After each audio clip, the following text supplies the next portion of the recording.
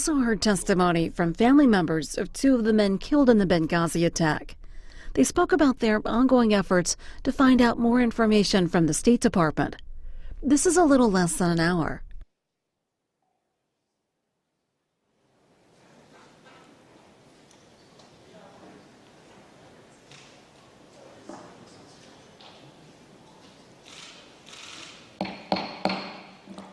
We now recognize our second panel of witnesses. Ms. Patricia Smith is the mother of Sean Smith, who lost his life in the attacks on the U.S. diplomatic facilities in Benghazi on September 11, 2012. And Mr. Charles Woods is the father of Tyrone Woods, who also lost his life that night. I want to thank you for your patience. Hopefully you benefited as much from the question and answers as the committee did.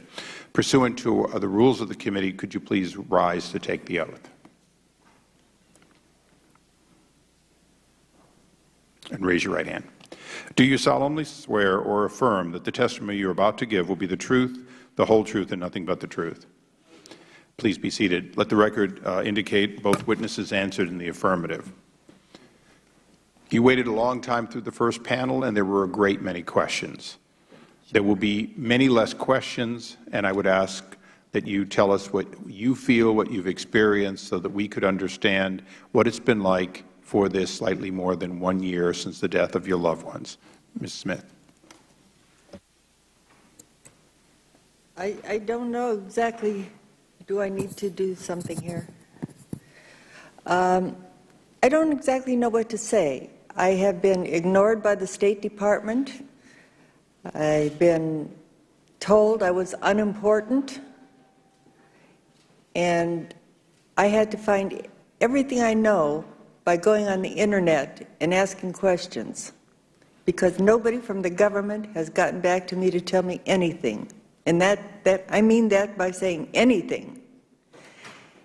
And it's been, I hate to put it in the record, but it's been pure hell living through all this and not getting any answers. I wanted to be able to put everything beside me and have everything go away. But I can't do that because I don't have plenty of answers that I need. One silly question that I have is, every time I see this on TV, I see these bloody fingerprints crawling down the wall of that Benghazi place, and I keep asking everybody, do those belong to my son? And nobody has told me anything. One person says, no, it's not them, it's not him. But this is the kind of answers I get. Are those his bloody fingerprints? And I know you people can't answer that now, but this is how it feels. And it feels terrible. I want answers. I want to know what happened with my son. And I know you can't tell me anything classified, but tell me something. The only thing, but I do, wait a minute, I take that back. I apologize. I was told a few things, and they were all lies. Obama and Hillary and Panetta and Biden and Susan all came up to me at the casket ceremony. Every one of them came up to me, gave me a big hug, and I asked them, what happened? Please tell me. And every one of them says, it was the video. And we all know that it wasn't the video. Even at that time, they knew it wasn't the video. So they all lied to me. But what they said was, I will check up on it and get back to you for sure. And you know how many times I heard from them? None. I don't count. People of America don't count. The only thing that counts is their own selves and their own jobs, and the people that are involved in this get suspended for a short time, paid the whole time, and then rehired or whatever it is that they do. I want to know what happened to my son. Why can't these people tell me this? I'm sorry, I'm ranting. That's it. Thank you. Mr. Woods. Thank you, Congressman Issa, for inviting the members of the family. You'll probably have to pull your mic a little closer. Can you hear me now? Just like a Verizon commercial. Okay, thank you.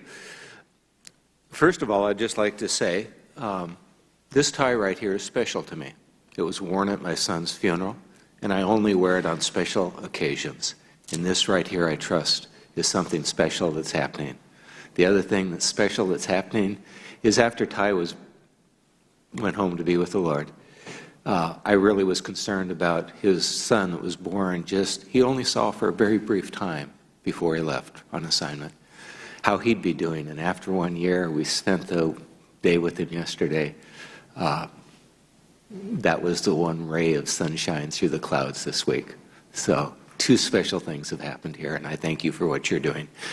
It's been over a year since 4 brave Americans were tragically killed in Benghazi. And after 1 year, we know very few answers that we have been asking for the last year. We don't know much more than we did a year ago. 2 of my heroes while growing up were John F. Kennedy and Martin Luther King. Reverend King made the statement that justice delayed is justice denied. It's been over a year. We have no justice, and we have very few truthful answers that have been provided. Public testimony is necessary in front of a committee such as this so that the American people can get the truth. So I thank you very much for what you're doing here. Now, voters, they need to know the truth about what happened in Benghazi in order to protect America's freedoms. Now, a lot of people, unfortunately, say that we can't tell the people the truth. We have to answer, I can't answer that question, such as the ambassador did. There are too many of these witnesses that are testifying behind closed doors, and we don't know what they said. We don't see their faces on TV to tell whether or not they're credible witnesses. We don't see whether or not the right questions were asked to get to the truth, or whether meaningless questions were asked instead. So it's very important that we have public testimony by credible witnesses with firsthand, not hearsay, knowledge of the situation. That is why it is imperative that you call people like General Ham. You call people like Ty's friends who have contacted various committees and wanted to testify through their attorney, but have not been issued subpoenas. There are people out there that have firsthand knowledge, and public testimony is necessary. The voters need to have the truth about Benghazi so that the voters can protect the freedom of America. Now, after 1 year, there's certain questions that I would like to have answered. Recently, I sent a letter to the President who offered to reach out for answers. Some of the questions I asked, I would like to direct to this body as well. I am the father of Ty Woods, who was killed while heroically defending the American Consulate in Benghazi. These are some of the questions. Who made the decision to stand down, and when and why was that decision made? Now, there is some conflict as to whether or not there was an order to stand down. There are very credible sources that say that Ty and 5 of his Special Forces workers were denied 3 times. Once they went, were denied. They waited a certain period of time. Second time they were denied. They waited another period of time. Third time they were denied. They went anyway. We need to ask the people that were there, not rely upon hearsay evidence as to whether or not there was an order to stand down. More importantly, we also need to find out who it was that gave that order to stand down and why that order was given to stand down. The former admiral of the Pacific Fleet said that in all of his decades of service, this has never happened where a rescue attempt was not at least attempted immediately.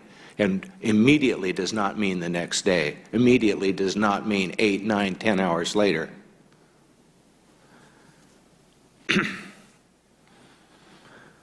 When is also important, because Ambassador Stevens was alive for a substantial period of time after he made that initial distress call. It's very possible that there would have been no loss of life if that first order to stand down had not been given. We need to find that out.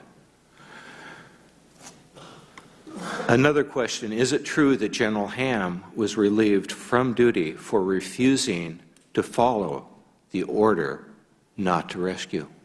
I have had a general tell me that according to his intel, that General Ham was relieved of duty because immediately after the distress call was relayed to him, he was told to stand down. And his words, according to this general, were, I don't speak like this, screw it. And within moments, General Ham was relieved of his duty by an inferior officer. Now, the spin that was given by the administration was that this was a pre-scheduled rotation of generals. Well, I think it's an insult to the intelligence of the American community to say that a general in the middle of a battle would be relieved because of a pre-scheduled rotation, and especially by an inferior officer. We need to have that direct testimony by General Ham, and it needs to be public so that the voters can view the credibility of who's telling the truth, because the ARB contradicts that and says that there was not any denial of support by anyone from Washington at page 37. Finally, this is a very personal question to me, but a very important question, and that is, if the President's child were in Benghazi, would the rescue attempt have been more aggressive? There's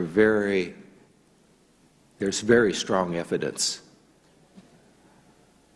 of what the answer to that question is, and I will let every American make that decision for themselves. Thank you. Thank you.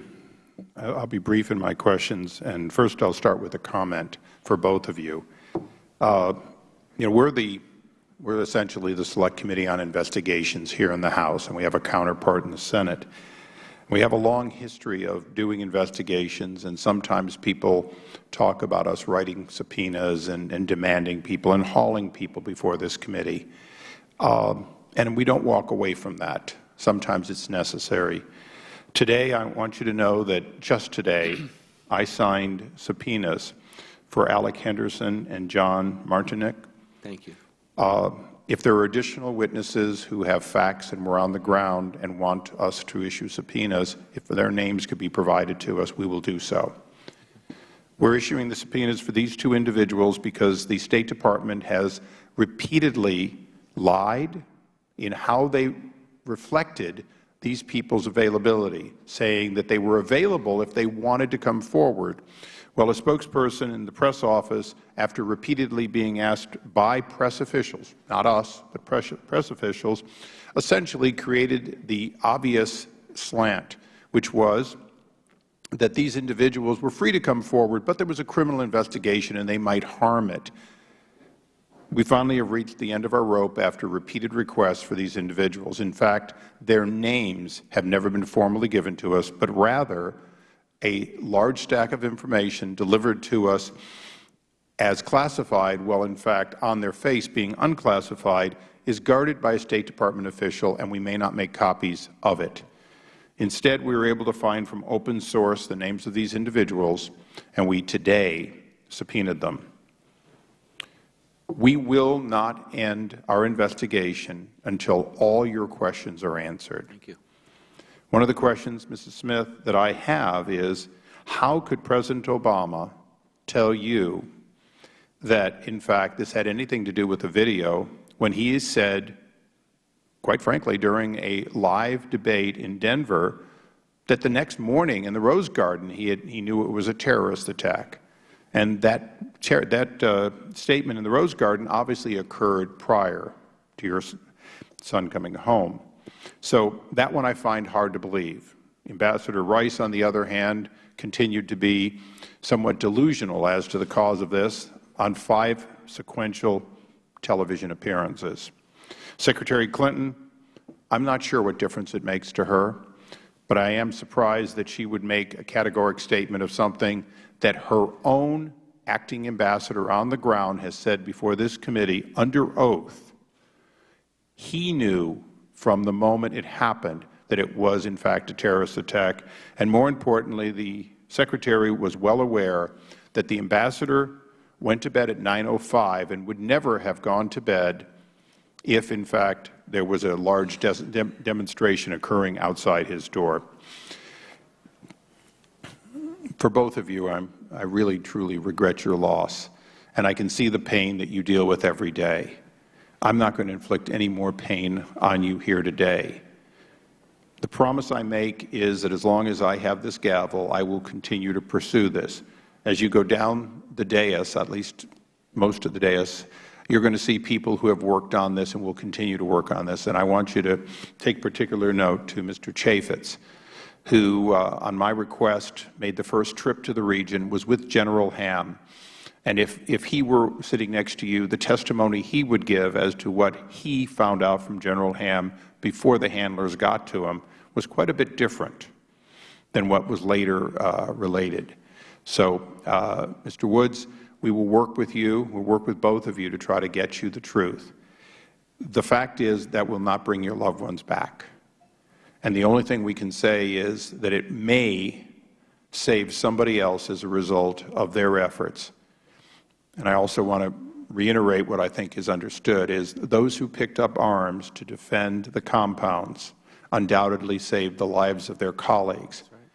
And if reports are correct, there were more than 30 people who are alive today because of their heroic efforts. And I want to thank you for that and recognize the ranking member for his questions. Thank you very much. I don't have any questions, but I do want to thank you all for being here.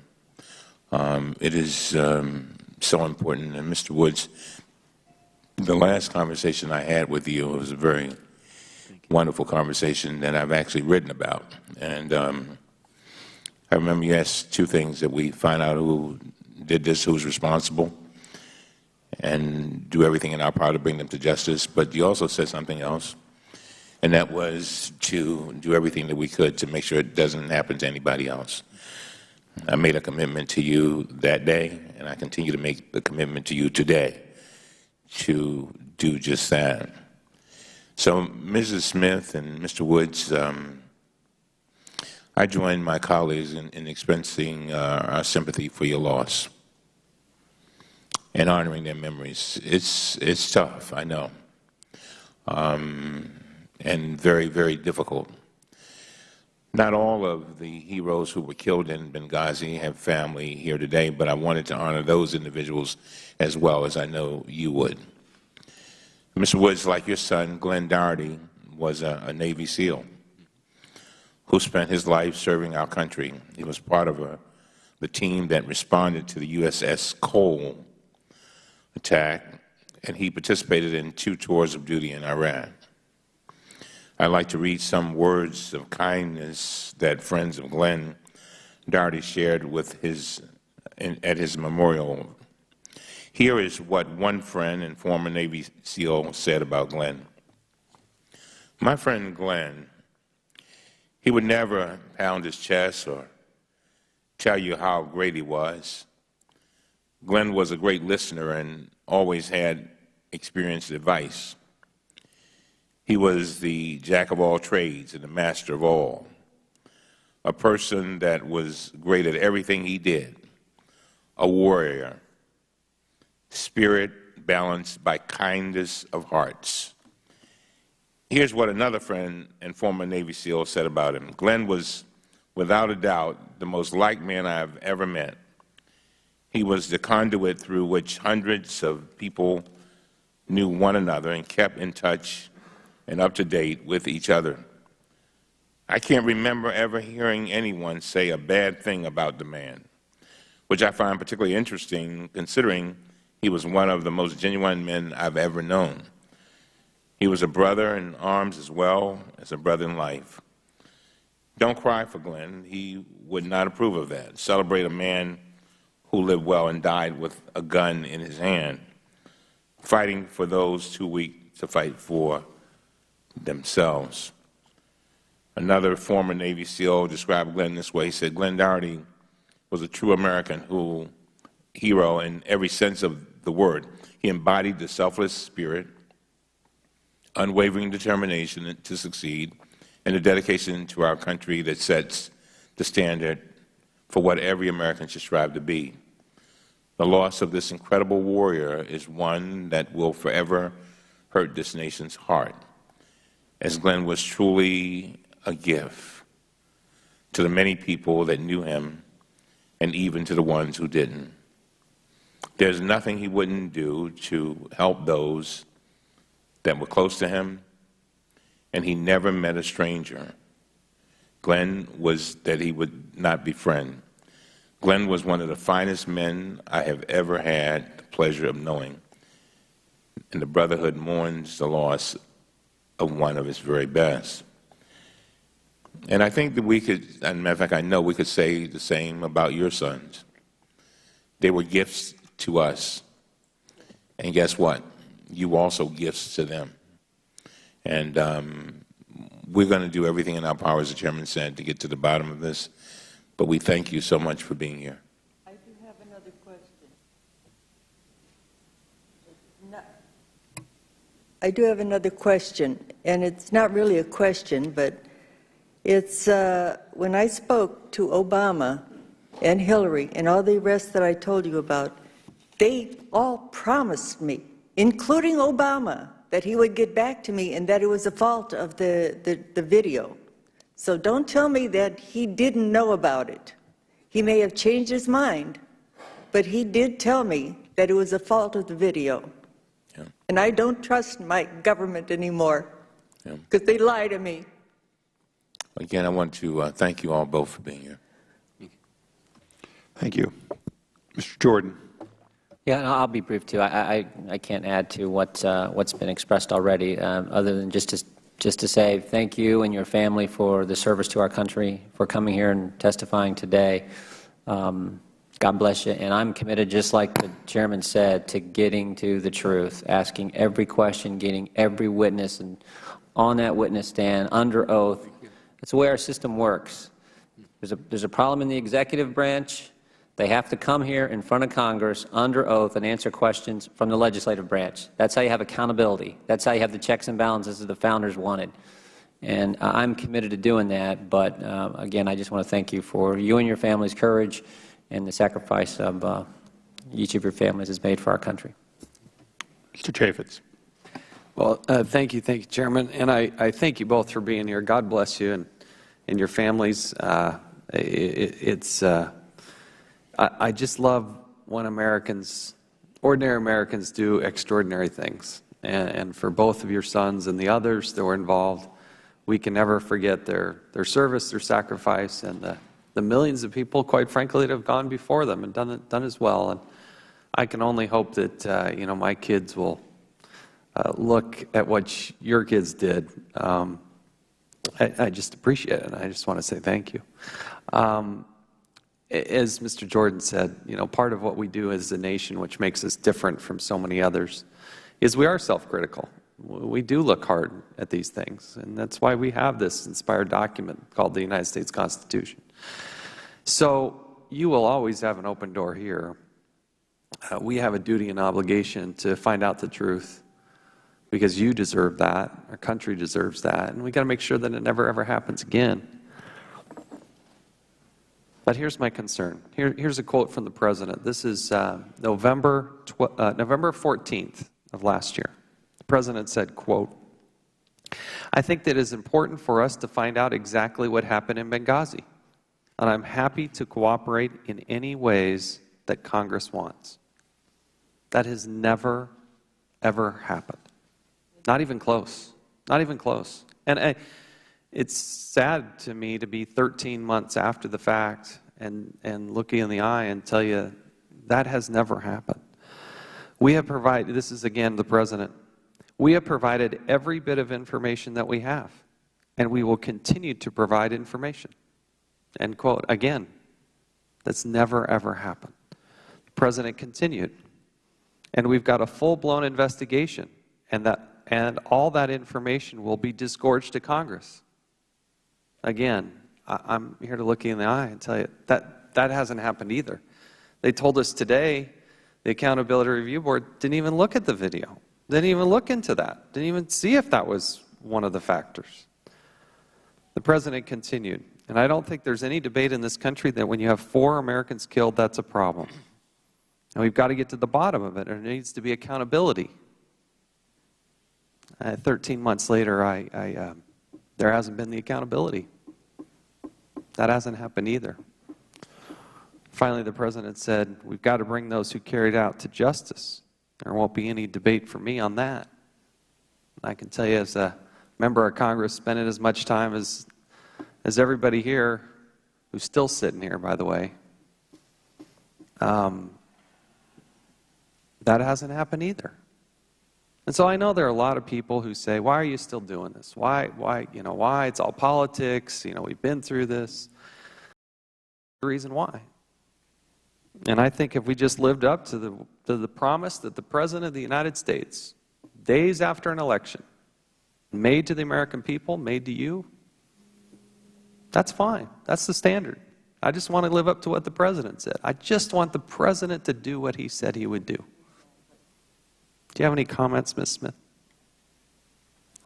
Your microphone there. I have many comments, but I can never bring them to mind when I want to. You'll think about them tonight. I know. That happens to all of us. There are just so many, many, many things that have happened, and I just want my government. I love my country. I love my country, but I sure don't like my government. And if these people are involved in it, why don't you get them out here to tell us their story? Why isn't Hillary out here telling us it was her department? Why isn't she been subpoenaed? Why can't somebody call her, get her out here and say, put her under oath and say, okay, what did you know? And hope that maybe she'll tell the truth. Mr. Woods? I would like to take this opportunity. Sorry, your microphone again. Sorry. I would like to take this opportunity to publicly honor Congressman Chaffetz. He has lived up to that promise to reach out to my family. After this happened, he gave me his personal cell phone number. Once I called him up, he was in the process of taking his children to Disneyland. He took a substantial chunk of his family's time out to talk with me. He was so concerned about this that in October, right after it happened, when it was still fresh, he went back to Benghazi, a very dangerous place, or back to Libya, with General Ham. And before General Ham was compromised, possibly, we don't know, he asked him that very pointed question about whether, there were assets and whether there was an order to stand down. Now, I'm old school. I keep my brains in my shirt pocket. I'm not the sharpest person in the world, so I have to write important things down. And this is what General Ham told Jason Chaffetz. General Ham told the Joint Chiefs of Staff the forces were available, but no order to use them was given. That is in direct conflict to page 23 of the ARB report. We need to have public testimony where the public can judge credibility and find out whether one is credible or the other. Jason Chaffetz is a man of impeccable credibility. There's no question. Well, you're very kind, too kind. God bless you both. Thank you. Mr. Chairman, we need to hear from the survivors, who were on the ground that night. He needs to be in public so the country can hear it, so these families can hear it. Those that survived the attacks in Benghazi are the ones that we have to hear from. I yield back. I thank the gentleman. We now go to the gentleman from Pennsylvania, Mr. Meehan. A grateful nation thanks you for the sacrifice of your children, the service of your children, and the sacrifice of your families. My prayers are with you, and I'll be inspired by your courageous testimony here today to assure that we do what we can to continue to try to get you answers, and I thank you for your courage being here. I yield back. Mr. Cowdy. Thank you, Mr. Chairman. Ms. Smith and Mr. Woods, I want to express on a personal level my gratitude and my sympathy to you for the loss of your sons, and to everyone that loved your sons and all the 4 victims of Benghazi. When you were testifying, I couldn't help but think of this dichotomy of death, that sometimes it walks slowly to the front door of your life, and it gives you plenty of time to get your affairs in order. You've had a good life. You have time to say goodbye to the people you love. You have time to offer a prayer for your soul. It just walks slowly and knocks gently on the front door. And then sometimes it kicks in the front door unexpectedly with no notice, and you don't even have time to offer a prayer. And the word closure is used all the time. In my experiences, it's only used by people who have never suffered the loss of a child, because there is no closure. I can't offer you closure. What I hope we can offer you is the truth, facts, justice, and let you do with that what you need to do as you walk down that road we call grief. So we can't give you closure. It's the facts, the truth. And the real jury, Mr. Woods, Ms. Smith, is the American people. They're the ones watching this trial unfold, and they will decide. They heard this morning a perspective that everything that can be investigated has been investigated. Everything. That's one perspective. The other perspective is you didn't even bother to interview some of the central key eyewitnesses. And the American people are going to have to decide whether or not they would ever tolerate an investigation where you don't call eyewitnesses and you don't call the people responsible for whatever the duty was. But I want to leave you with this. I want you to know this. From the upstate of South Carolina, I am asked about Benghazi more than any other issue. It has not been forgotten. I suspect you both live a long ways from the upstate of South Carolina. But just know, Republican, Democrat, Independent, don't know, don't care, from church to the grocery store to Costco, frankly to the golf course, I am asked about Benghazi, and in effect about your sons, more than any other issue. So the jury has not forgotten. Good answers, please. Yes, ma'am. I will work with Mr. Chaffetz, whom I agree with you on your characterization of, and the others. And frankly, there are folks on both sides who want to find out. And I appreciate the fact that Mr. Cummings has been here all day. Can't give you closure. I just want to give you the facts and the truth and justice and let you use it however you need to use it. Yield back. Thank you. The gentlelady from California, Mrs. Spear. Thank you, Mr. Chairman. To Ms. Smith and Mr. Woods, we have no idea what you're going through. Even those of us who have lost spouses and endured horrific experiences have no idea. But we are a grateful country for the service of your sons. And we want to see that the truth bears out. We also want to make sure that this doesn't ever happen again. And we know you're here in part because you don't want to see anyone else go through this. And I think it would be helpful to us to hear about your sons. So if you could just take a couple of minutes each and talk about how wonderful they were. I mean, Mr. Woods, I believe your son was a Navy SEAL and served in some of the most dangerous places on the planet to protect our country. Could you just tell us a little bit about each of your sons? I was told that Ty was a SEAL among SEALs.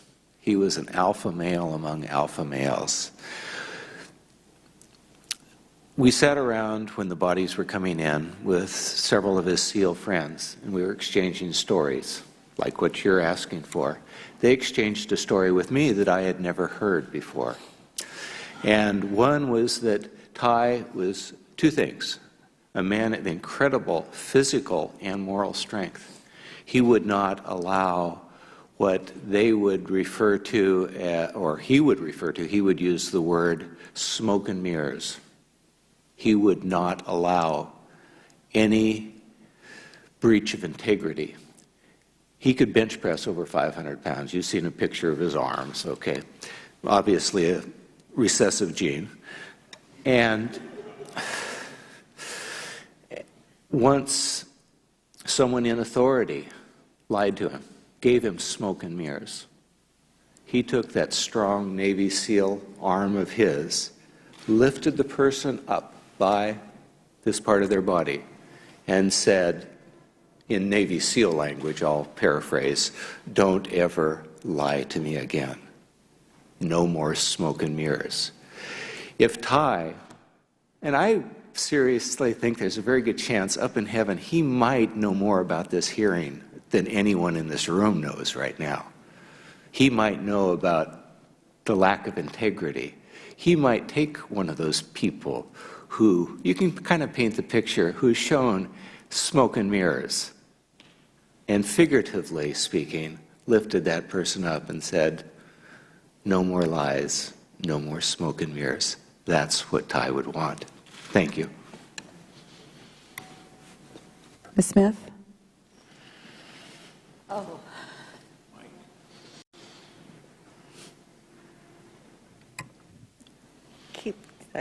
I'm not a good button pusher. Sean was married. I didn't see very much of him towards the end. He was stationed in The Hague. I didn't know about Benghazi. I didn't know anything about Benghazi. Now I even learned how to spell it, which took a little bit.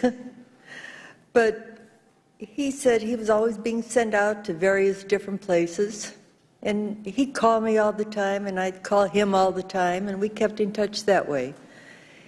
And I was 38 before I even had him. I was told I couldn't have kids. But my family called him Patsy's kid, because that was my kid, my miracle baby. Well, my miracle baby was abandoned in Benghazi, that I couldn't spell before, but I can now. And he was I don't know what to say about him. He was just a wonderful kid. And I love the hell out of him, and I always will. I don't know what else to say. Thank you. I yield back. Thank you. The gentlelady yields back. We now go to the gentlelady from Wyoming, Mrs. Loomis. Thank you, Mr. Chairman.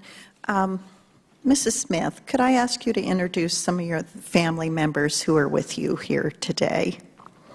Okay, this is my friend Don Howard. I'm done. That's it. Okay. Well, I'm so pleased that, Don, that you're with us as well. Don, yes. Thank you so much for being with us. And Mr. Woods, could you introduce your family members who are with you today? Well, I've brought two of Ty's sisters, and one is Joy. She's the oldest. She's a senior in high school. and Hope, she's an 8th grader. They also have another sister by the name of Faith. Mm-hmm. Well, I thank you for introducing your family members, and there's a verse in the Bible that says, "Surely goodness and mercy shall follow me all the days of my life." In your case, Mr. Woods, surely hope and joy will follow you all the days of your life, and faith as well. So you can rest assured that your family will be enormously supportive of each other as you endure this loss, and that you will fill a hole in Kai's life that their father would deeply appreciate. So thank God for family and for you all. And Mrs. Smith, I want to hope for you that you'll have the peace of God, because like Mr. Gowdy, the people that I represent visit about you and your children and what they did for our country with me frequently, in the great hope that we will continue to search for answers. And I want to congratulate the chairman of this committee, the chairman of the subcommittee, Mr. Chaffetz, and all the gentlemen with whom I serve on my side of the aisle, and all the gentlemen and ladies with whom I serve on the other side of the aisle, who are in relentless pursuit of the truth. I too, Mrs. Smith, hear from many of my constituents that they don't trust their government anymore. And it's among the saddest things that I hear from my constituents. And it makes me sad to hear it from you here today. But that's why we're here. That's why we were elected, to restore people's trust in their own government. And on this issue, trust will not be restored until we get to the truth. And so we will continue to seek the truth. We appreciate your participation, and we wish you God's good graces as we continue to pursue the truth. Mr. Chairman, I yield back. I thank the gentlelady. We now go to the gentleman from Michigan, Mr. Wahlberg. Thank you, Mr. Chairman. And I guess what I want to say to you, too, is that as a member from Michigan, a member who understands my position representing a district, not even a state, but a district. But that district is made of people who expect us to stand firmly behind the Constitution, the oath of office we've taken, which involves defending and protecting our citizens against all enemies, both foreign and domestic.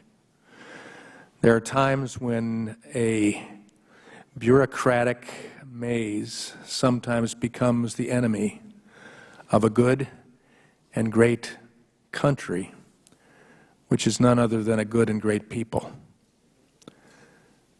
Your sons were good and great people. Their memories will continue to expand the opportunities for defining what good and great is in the context of America. My sons and daughter, my grandsons and granddaughter, when they hear the story that I will tell them, regardless of what the history books say, about the heroes of Benghazi, and I've learned to spell it now too, Mrs. Smith, with an H in it. They will hear the story of men who rushed in, men who stood firm, men who understood the cost and ultimately gave the supreme sacrifice. But I hope they also hear the rest of the story from me, that I was privileged to serve in a Congress that didn't stop looking for and achieving the truth. I'm not looking for a pound of flesh. I'm not looking even for punishment, though I think it ought to be meted out. But I'm looking for the truth. Your family members would have done no less. And so I can't ask you any questions, but I can assure you of my commitment to continue the effort toward truth that would honor your sons and our great country. And I yield back. I thank the gentleman. We now go to the gentleman from Oklahoma, Mr. Langford. Bless y'all for a very long day. I cannot imagine what it was like to start the travel here and to know that the destination was going to end up right here where you are right now after a very, very long day. So thank you. I am overwhelmed with Psalm 34:18, where it says, "The Lord is near the brokenhearted, and He saves those who are crushed in spirit." And I pray that for you and for your family, that you will experience the closeness and the nearness of God and the comfort that only He can provide in this. Here's another city you may not be able to spell, Mrs. Smith. Like Benghazi, all of us learned how to spell that. Wewoka, Oklahoma. Wewoka, Oklahoma is a tiny little town in my district. And in August, I held a town hall meeting in Wewoka, Oklahoma, a town you've never heard of until just now. And they asked me about Benghazi. And they wanted to know, in small town Oklahoma, what's being done to get the facts out and hold people in Libya that did this to account. There are people all over the country that care deeply about this, small towns and big towns, and they stand with you. And I thought you needed to know that today, that the good folks in Wewoka, Oklahoma, care deeply about what's going on, as well as in big towns. Well, you need to look it up. Yeah, go to Oklahoma City and move east, and you'll find Wewoka out there. So grateful that y'all are here. Thank you for being a part of this day, and please keep us informed of the questions that you have.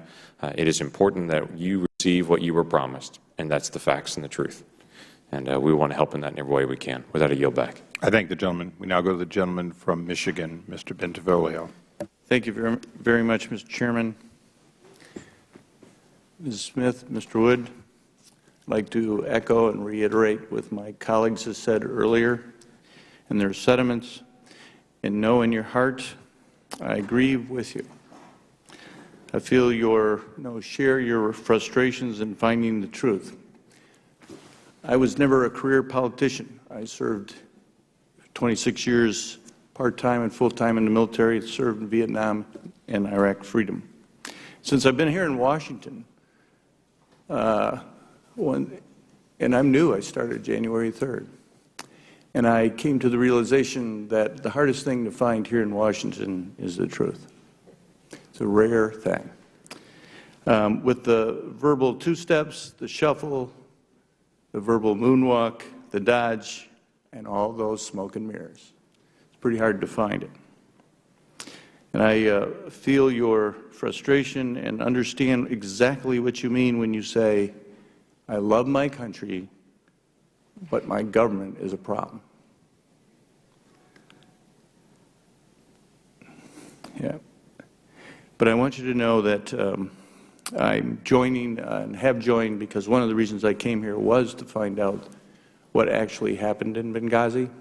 As a soldier, I always believed in the warrior ethos, never leave one of our own behind. And I know in the unit that I came from, we have we hold that warrior ethos pretty high, with high regard. And the people I served with, well, like your lost, strived valiantly and dared greatly in service to our country. My office is open and at your service. Whatever you need, don't hesitate to ask. I'm sure it applies to everyone here. Thank you. God bless you. I yield back my time. I thank the gentleman. I guess I'm the last thank you. It's been a long day. It's been a long year, longer for you than for any two people we could possibly conceive of. both for you and for the other surviving family members that are not here today. We thank you for your comments and statements, including the written statements you heard me read at the beginning. I don't think any words are going to equal what has to be done. So I told you a little bit about what this committee is doing. You saw people with differing opinions on the dais. The opinion that ultimately matters is the opinion of the Speaker of the House. The Speaker of the House has authorized repeatedly the investigation to continue, the subpoenas, and all the work that we're doing. And I'm quite sure that as long as John Boehner is Speaker, I will have the ability and the authority to continue getting to the bottom of this. And since we're all piling on Mr. Chaffetz, the fact is that I have a team that you saw a great many of today, and they too will continue to have that ability to go anywhere, anytime, and get to the truth. It takes a long time, and for that I apologize. But we haven't quit, and we won't quit. Mr. Woods, I can only say that it's seldom I would note for the record that my sister Faith, my sister Hope, and my departed sister Willow would be very proud of the naming practices within your family. And with that, one light note of the day, we stand adjourned. Thank you. Thank you.